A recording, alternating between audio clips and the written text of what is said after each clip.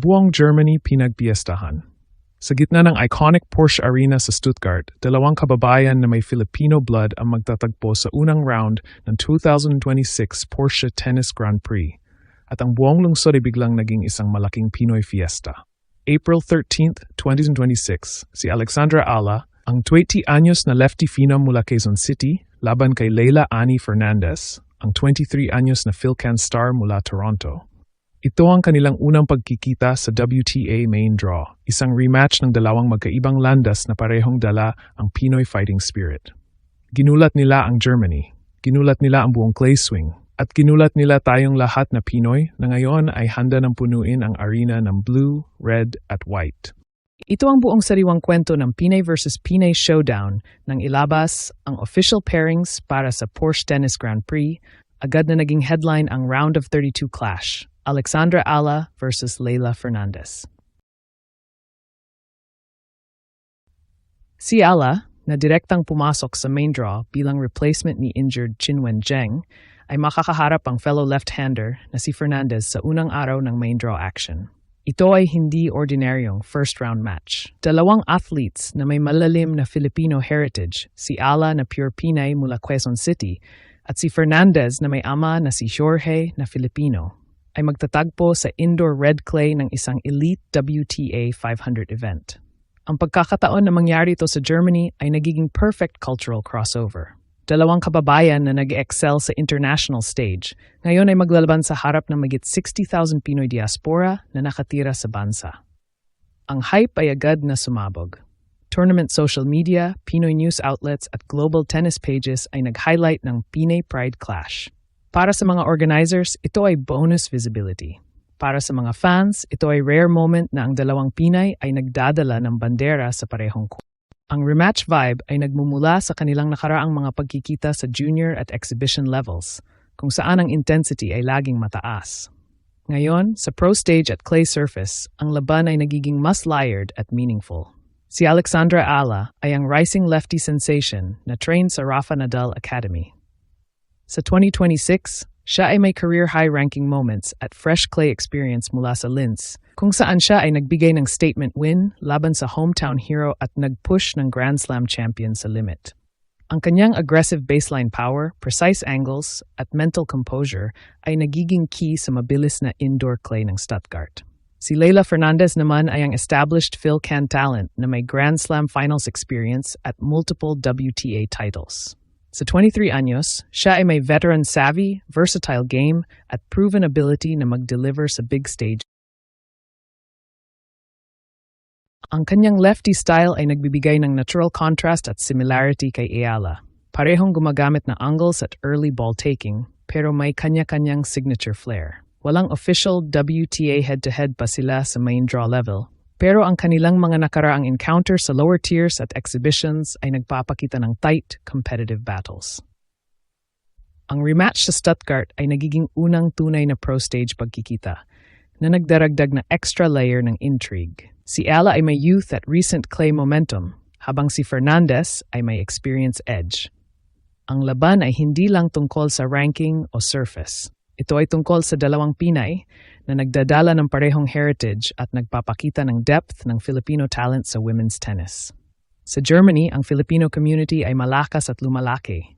Mula 35,000 hanggang mahigit 60,000 kababayan na nagtatrabaho sa healthcare, engineering, at iba pang essential sectors. Sa Stuttgart, ang mga nurses, caregivers at professionals ay nagiging pinakamalakas na suporta para sa dalawang Pinay. Marami na ang nag-organisa ng group attendance, custom banners at community watch parties para sa April 13th clash. Ang Porsche Arena ay magiging venue ng isang tunay na Pinoy celebration. Philippine flags, unified cheers at warm community energy ay magiging tanawin sa bawat punto. Kahit sino ang manalo, ang lahat ng Pinoy sa Germany ay mananalo.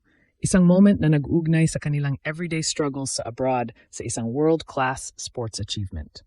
Ang ganitong suporta ay nagbibigay ng dagdag na atmosphere sa intimate venue na nagiging home-like para sa parehong players. Ang fiesta vibe ay nagdadala ng dagdag na ticket sales at media buzz sa tournament. Local German fans ay kinikilala na ang Pinoy presence ay nagbibigay ng unique warmth at energy. Ito ay patunay na ang diaspora ay hindi lang workforce. Sila ay cultural ambassadors na nagiging bahagi ng global tennis narrative sa pamamagitan ng dalawang kababayan. Ang first-round matchup sa Porsche Tennis Grand Prix sa Stuttgart sa pagitan ni Alexandra Ayala at Leylah Fernandez ay hindi lamang isang ordinaryong laban sa WTA calendar. Ito ay naging isang special na moment para sa global Filipino community dahil dalawang players na may malalim na Filipino roots ang nagtagpo sa isang elite WTA 500 tournament sa Europe. Para kay Ayala, ang laban ay isang malaking pagkakataon upang patunayan ang kanyang pag-angat sa professional level. Bilang isang 20 anyos na racing player na nagmula sa Quezon City at hinubog sa Rafa Nadal Academy, ang pagharap sa isang established tour player tulad ni Fernandez ay nagbibigay ng mahalagang benchmark para sa kanyang development sa WTA Tour. Samantala, si Fernandez ay may mas malawak na experience sa pinakamataas na antas ng tennis, kabilang ang kanyang run sa US Open Finals noong 2021. Ang kanyang aggressive baseline play at tactical maturity ay nagbibigay sa kanya ng edge sa high-pressure matches, lalo na sa big tournaments. Ang laban sa Stuttgart ay nagiging simbolo ng paglawak ng Filipino presence sa international tennis. Sa isang sport na historically dominated ng European at American players, ang pagkakaroon ng dalawang athletes na may Filipino heritage sa parehong main draw ay nagpapakita ng patuloy na pag-angat ng Asian talent sa global stage.